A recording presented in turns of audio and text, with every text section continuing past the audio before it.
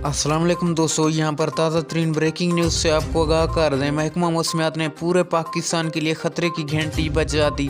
महकमा मौसमियात के मुताबिक किन इलाकों में ज़ोरदार स्मोग होगा और कौन से शहर स्मोग की लपेट में रहेंगे और कितना दिन तक रहेंगे, इस छोटी सी वीडियो में आपको मुकम्मल तफसील से आगाह करूँगा, इसलिए आपने इस वीडियो को आखिर तक लाजमी देखते रहना है। लेकिन उससे पहले इस वीडियो को लाइक करके चैनल को सब्सक्राइब कर दें और इसके साथ बेल आइकन को इनेबल कर दें ताकि इस तरह की खबरों का नोटिफिकेशन आपको बर वक्त और सबसे पहले मिलता रहे। जी हाँ दोस्तों, महकमा मौसमियात ने पूरे पाकिस्तान के लिए ख़तरनाक स्मोग की घंटी बजा दी।